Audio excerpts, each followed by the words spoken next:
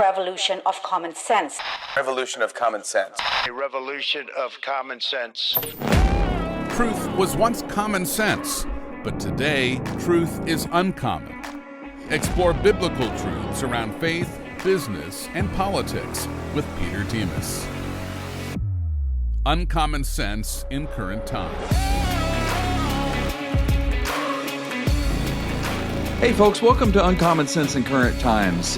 Today we want to address the issue of tariffs and trade policy. There's a lot of thought on this with Trump's tariffs that are there, but I don't think many of us are really aware of the impact it'll have on us, either beginning or end. I think we just kind of buy a lot of the narratives that are out there in both directions. And so as we see how this can impact our economy, we know that as we are to go out in culture and to deal with culture, economics plays a large part in what's going on with our culture. And so therefore we need to understand it a little bit better so that we can be ambassadors within it. So that's why today I've invited Dr. Jonathan Newman here to talk with us. Dr. Newman earned his PhD from Auburn University. I have to say War Eagle. It just has to come out. He's War a fellow. He's a fellow at the Mises Institute. His research is focused more on the Austrian economics, inflation and business cycles, the history of economic thought. He's taught courses in macroeconomics, quantitative economics. All of this stuff is just way beyond my level. But so this is why I'm excited about the other part of it. He's also the author of 2 children's books, The Broken Window and Ludwig the Builder, which explain complicated economic theory in simple terms. So that's exactly what I need. I'm sure many of us on this listening to this probably need it as well. So thank you so much. I appreciate you being here. Thank you. Yeah. Thank you so much for having me. Looking forward to it. All right. So for those who don't follow trade policy closely, who doesn't understand and can't even define what a tariff is, like they probably heard of it just recently because you can't turn on the news without talking about it. Can you define tariffs and trade deficits in simple terms, explain the relationships, how that works in a basic sense? Yeah, absolutely. So a tariff is simply a tax. It's a tax that applies to imports to the country. And of course, they can be targeted to particular goods. They can be targeted to particular countries. So like we can apply it like a 10% tariff on all goods coming in from Canada, for example. I'm not exactly sure what the rate is today since they've been fluctuating. But the idea is that if any good is produced in Canada and then sold here in the United States, 10% would have to go to the U.S. government. So it's just like a sales tax that you might pay at the store, like the grocery store. A certain percent is taken from that transaction and it's sent over to the government. So that's what a tariff is. A trade deficit, it's really a terrible term because it has this word deficit in it, and we sort of associate deficits with like bad. It means that we're overspending, accumulating too much debt, that sort of thing. But that is true if we're talking about a budget deficit. So like if the U.S. government is running a budget deficit, it does mean that it's having to finance that spending with additional debt because it collects a certain amount in taxes and then it spends more than that. And so that extra that's not collected in taxes has to be financed somehow, usually through issuing debt. And then much of that debt is purchased by the Federal Reserve, which means that it's monetized. So we get debt monetization or an increase in the money supply. Okay, so that's a budget deficit. Let me now explain what a trade deficit is so we can see how they're different. A trade deficit is simply a difference in how much money is flowing in different directions. So we could talk about my trade deficit with my local grocery store. I have a huge trade deficit with my local grocery store. And the reason why is because all of the money is flowing from me in my household to the grocery store. And since I'm not employed by the grocery store, I don't sell anything to the grocery store, there is no money coming from the grocery store over to me and my household. So there's a huge imbalance, so to speak, in terms of the money flows between me and the grocery store. And you could say the same thing about 2 different countries, like we'll stick with the US and Canada. It could be that there's many people in the US are purchasing things that were produced in Canada, and people in Canada aren't buying as much stuff from here in the United States, which means that there's a trade deficit between the US and Canada. It simply means that money is flowing in one direction and goods are flowing on net in the other direction.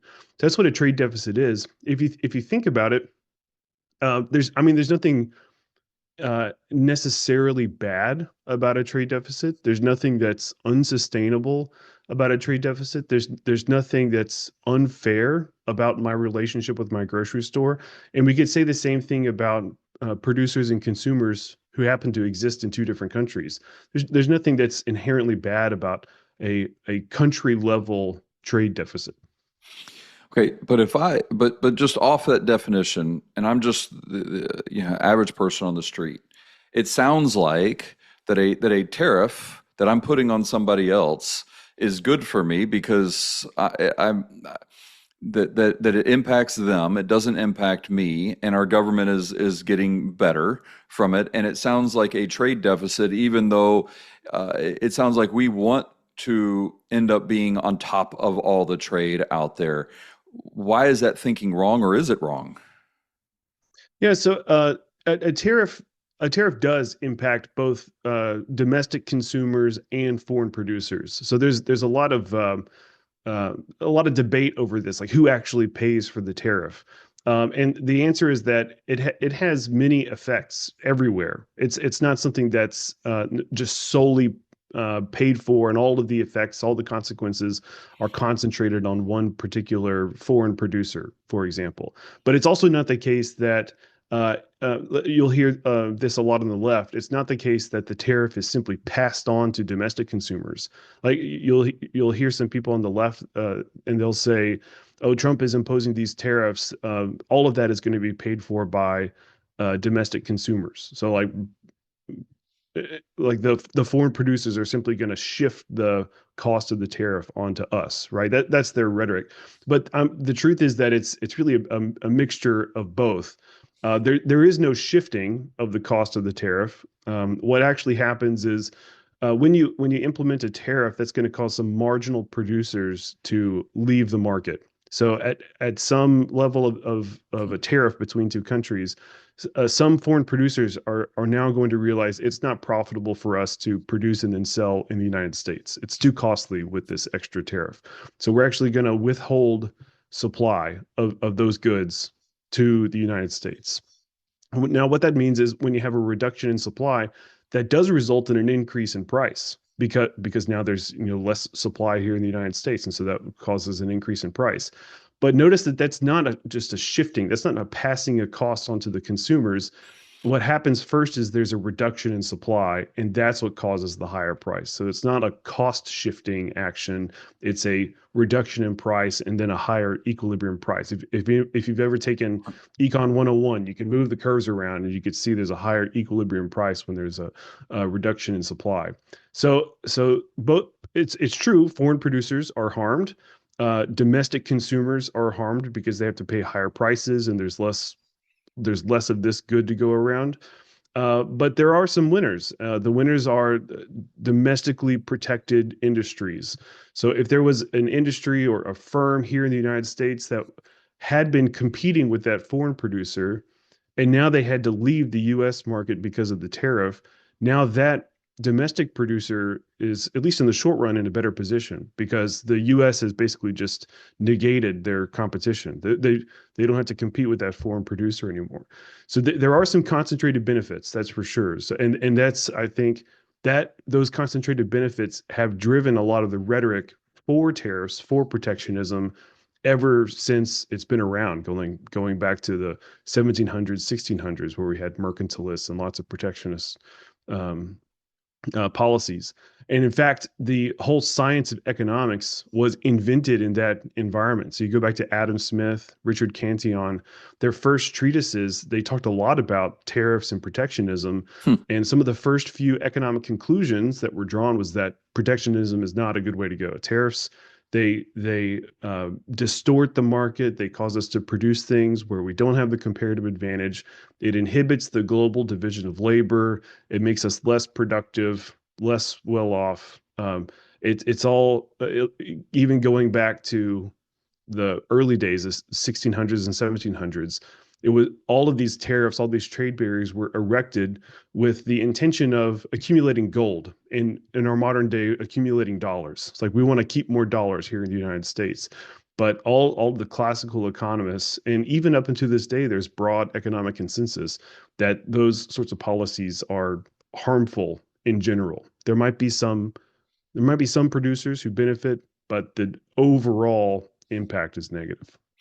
What about the thought and the idea that the purpose of the tariffs is also to help?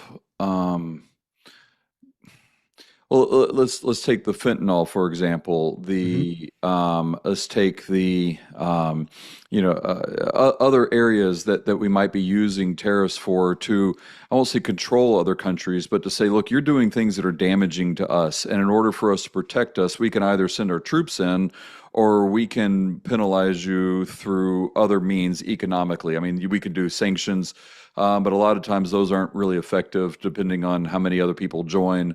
So tariffs seem to be a way to be able to do that. And I know that Trump has been arguing that. What's your thoughts on that piece of it outside of the economic perspective of it?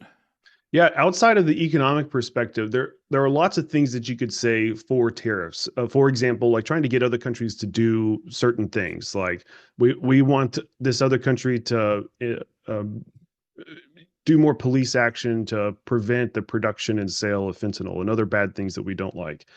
And it's very true. I mean, tariffs could be a good negotiating tool to achieve those sorts of results.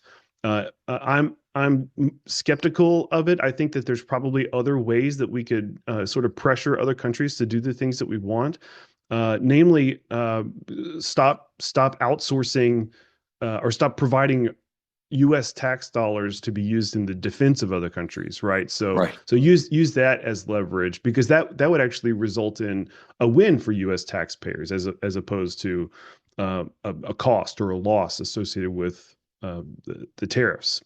And so I think something like tariffs should probably further down on the list in terms of like leverage tools. But you're absolutely right. It sort of depends on the circumstance. It depends on how the negative consequences of the tariffs are how they play out, and like which country is more harmed as a result of the tariffs.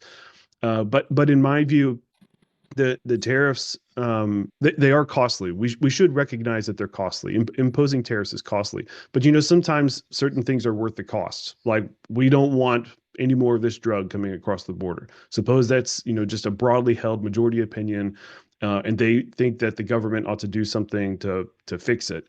If that's the case, then yeah, tariffs might be somewhere in the toolkit there. But we should always understand that it comes at a cost, and that cost is diminished trade, market distortions, higher prices, those sorts of things. Another, if you'll allow me to expand here, please. Another argument that I have, I see the tariff side of this argument very well, is the national security argument. That if we're going to be if it's likely that we're going to be going to war with another country, we definitely do not want to be dependent on that country for the production of essential goods like weapons, pharmaceuticals, medical equipment, the stuff that we need to make tanks. So if it looks like we're going to be going to war, or that this country could be an enemy sometime in the future, we definitely do not want to be economically dependent on them to produce the things that we would need to defend ourselves, right? Right. And so there's this argument for tariffs.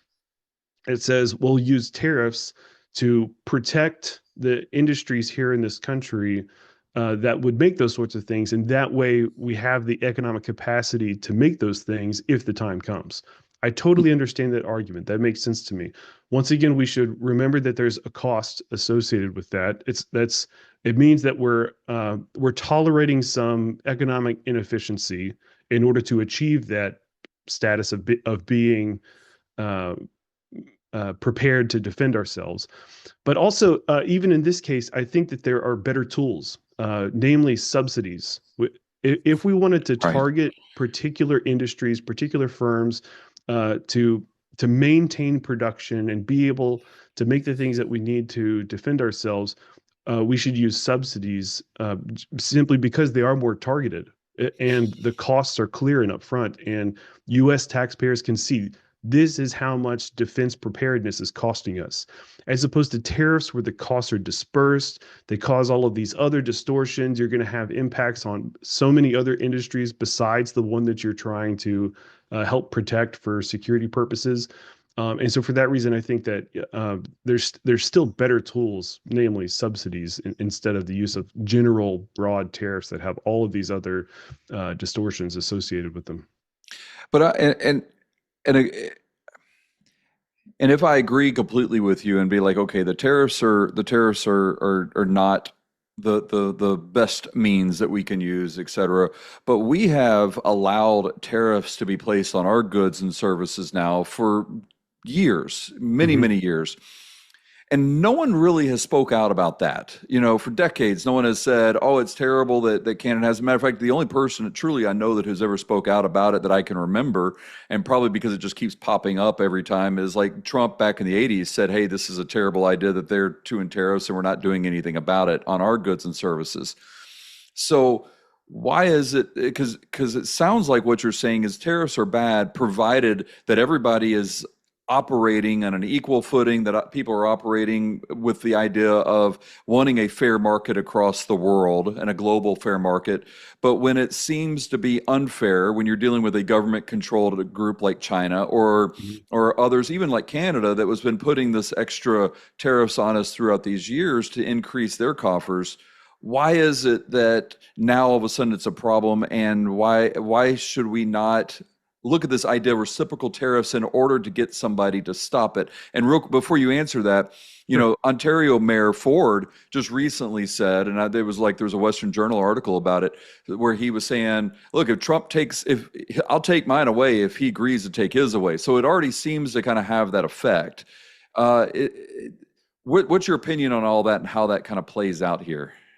Yeah, it's a great question. Once again, this is another thing that's sort of outside of the realm of economic theory, specifically using tariffs as a negotiating tool to get other countries to decrease their trade barriers, right?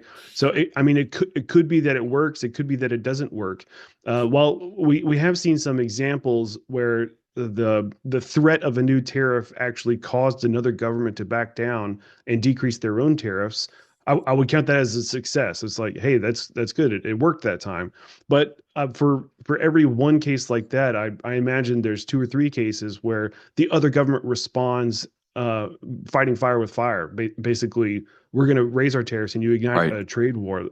Like you mentioned, China. I think China just recently raised their tariffs in response to the new tariffs from the Trump administration.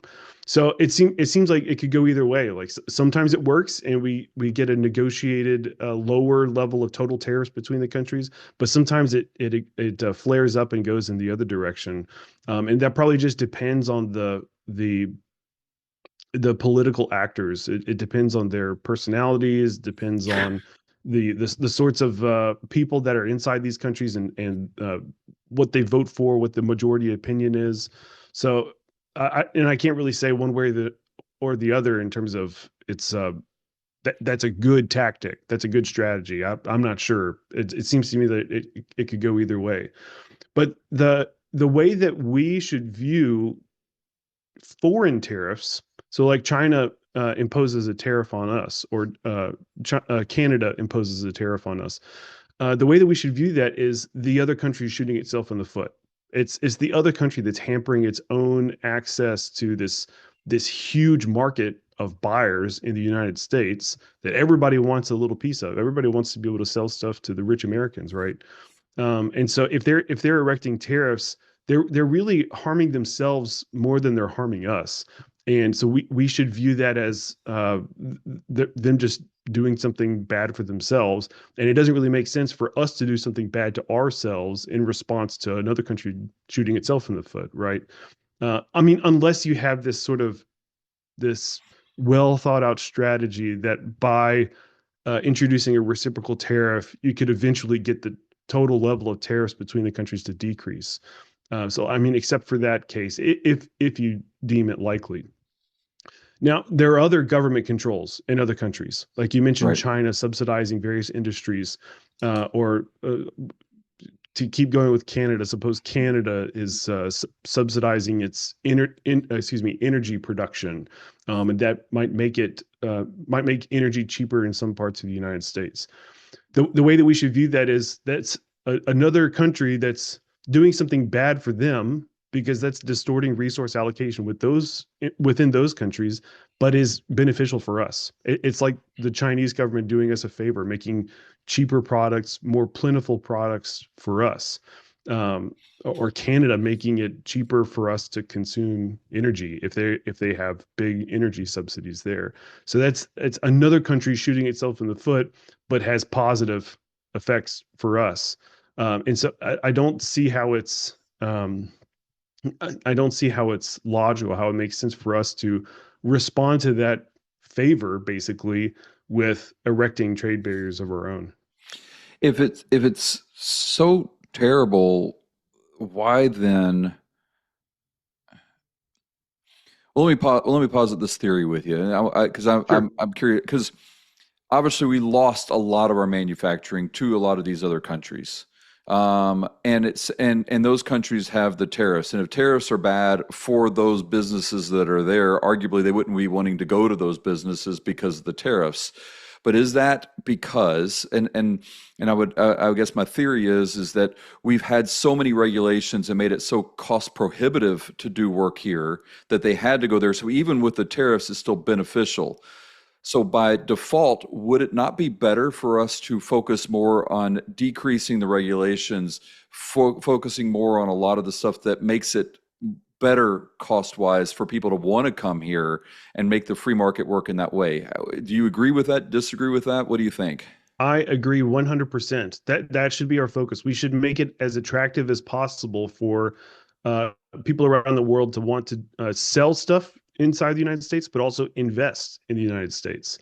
In fact, that's a great part of how this continent got started. There were huge investments, especially from Great Britain, for like the railways here in the United Right. States. And that was, essential for our, explosion of economic growth. And that's because the U.S. was an attractive place to invest. And so we should not discourage that with regulations. Another big one is minimum wage laws. That's Yes. a big reason why domestic firms, they finally say it's too expensive for us to employ a bunch of people here in the United States. We're going to have to go to some other country that doesn't have minimum wage legislation. So yes, decrease regulation, get rid of minimum wage laws, let the market work, and we all benefit as a result. So what if the tariffs were targeted to U.S. companies that went overseas? Okay, it's like, okay, so here we go. You want to destroy Flint, Michigan, back in the 70s. You want to pull out everything. You want to destroy Flint, and arguably the unions were really a large part in that. I mean, we can go both directions there, I think, but so, okay, now you put that plant over in Mexico. Well, okay, now Ford or GM or whoever it was that decided you wanted to do that, now we're going to actually target you with the tariffs because any company that left and hurt our workers has to subsidize the workers by coming back into through taxes, et cetera. What would your opinion be on that? Is it almost like a punishment? You don't want to leave because we're going to get you. What's your thought on that? My thought is, I don't. I mean, if they're leaving because of regulations, if they're leaving because of minimum wage laws, then we would be punishing them for doing something that's not really their fault. They're just responding to the incentives that they're facing here in the Huh, United States, okay. right? So it's like we're forcing you out, and we're going to punish you because you're leaving. So if those were the reasons why, now if well, the other thing is I'm not a constitutional scholar, but I think laws and taxes have to be generally applied. So I don't think there's a way to apply. I mean, unless you made a new law that said it's illegal for you to do this, and here's the fee, here's the fine that you have to pay if you do that. But then Right. it's not a tax anymore. It's not a tariff. It's a legal fee Right. a fine that you have to pay. So, I mean, those are just my initial thoughts. I haven't Yeah. really thought much Yeah. about that sort of scenario. I Oh, but earlier you mentioned manufacturing here in the United States. Now, I've been looking at the data recently, and you're absolutely right that manufacturing employment is down, especially since the 90s. So manufacturing employment has decreased in the United States quite significantly. However, manufacturing output has increased tremendously, huge increase in how much we're manufacturing here in the United States. Hmm. So a lot of what we perceive as a drought in manufacturing here in the US is just based on looking at the jobs in manufacturing as opposed to what's being produced, because manufacturing output is higher than it's ever been. And I attribute that to technological innovation, big increases in capital productivity, labor productivity, as well as people acquire skills, that sort of thing. And also there have been a few spats of decreased regulations, and we can attribute that to making production more efficient here in the United States. But at the same time, like if we're concerned about jobs, and so I was starting to see, was the decline in manufacturing employment something that was seen in other sorts of industries, or was it just specific to manufacturing? And what I found is that if you look at other sectors, there's been a big increase in employment. Like construction employment is higher than it's ever been. Transportation employment is higher than it's ever been. Warehousing employment is higher than it's ever been. Interesting. Also, white collar employment, like business and professional services, is higher than it's ever been. And those typically are very well paying. And, of course, trades like electrical work and warehouse transportation, those can pay well as well. And so I think if we become hyper focused on manufacturing employment, and if we ignore manufacturing output, and we ignore the increase in employment in all these other sectors, then it can lead us to this conclusion that, oh, the government's got to step in and do something to save manufacturing employment, when in fact the employment has gone into other industries. Now, people I know, and this is all anecdotal, so this is clearly not, but anyone I know that runs or manages businesses, et cetera, they're always looking for the forklift drivers, the plumbers, the electrical, the electricians, HVAC, not even mechanical engineers per se, but just the people, the techs that can work on it. And it seems like to me that the drop also seems to be coincide with this idea that everyone has to go to college, that college is for everybody, even though it's not. And we've taken away the shop out of schools. We've taken away a lot of the trades that are out there. And I know we've kind of given a little lip service to trade schools, and it's kind of been there, but there's been a social stigma attached. Oh, you're not going to college, you're only going, meanwhile, they go to college, have a whole lot of degrees, come out making 50 a year, versus someone that goes to a trade school, has no debt, and comes out making 80, 90 a year. But there's a stigma to it. Would you agree that in order to bring manufacturing back, so let's just say Trump is 100% correct and it's going to bring manufacturing back. Do you agree that by failing to address that issue, we're going to end up with all this manufacturing but no workers to be able to deal with it? Yeah, I 100% agree with you. What we've done to higher education here in the United States is just despicable. I attribute a lot of it to the federally subsidized student loans, because that has caused way more people than otherwise to take on huge debts to go get this 4-year degree, or even go on and get further degrees after that. When if those subsidized loans weren't there, they would have learned a trade. They would have gone into manufacturing, for example, or into some other trade that's producing physical, tangible things here in the U.S. And as a result of those loans, we've seen like massive bloat inside of schools, like these DEI offices, tons and tons of administrators. If you look at a chart of administrators and faculty in higher education, it actually looks the same for hospitals when you compare administrators and doctors. There's just been this explosion in administration. So, people moving paper around, people who, they go to meetings all day, while the faculty are teaching the students and while the doctors are treating patients, right? And so all of this is, bundled up together. All of it is because of government involvement, subsidized student loans. And you're right. If Trump is right, so let's grant Trump the assumption that the tariffs will bring back a big demand for manufacturing jobs here in the United States, then there could be some issues in finding employment. And as an economist, I can tell you what that means is the people who do get those jobs will have very nice pay. They will Yes. get they will be able to command a high price for their labor. And what that means, if we can take it a step further, is that will make college less attractive because these potential students will look out at their different career options, and they'll see, hey, I can earn boatloads of money working in this factory, or I can take on a bunch of debt and get a degree in underwater basket weaving, right? And of course, more and more students are going to take the non-college option since it's so financially attractive. And that will spell the doom for the public, especially public universities in the United States, because they don't have the students, they don't get the tuition, they don't get the money, right? It almost sounds like you're advocating that Elon Musk needs to go into hospitals and universities and clean house there too. So That would be nice. I love the Musk shakeup of DC. That I've been a big Doge cheerleader. Really, my only criticism of Doge is that it's not going far enough. I would love to see whole agencies eliminated, big reductions in government spending, big reductions in government employment. So it's been wonderful to see.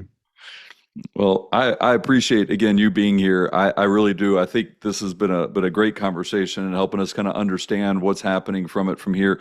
Kind of we're at the end of time, so I want to ask you just one last question though. For those that are just listening, I mean, we can talk about it from a theoretical sense, but the tariffs are coming. I'm already in the restaurant business that I own, we're already seeing people increase prices even before the tariffs hit, even on domestic product like chicken from the state of Alabama, and they're like, the tariffs have caused the chicken to go up, and I'm like, wait a second, these chickens are already living.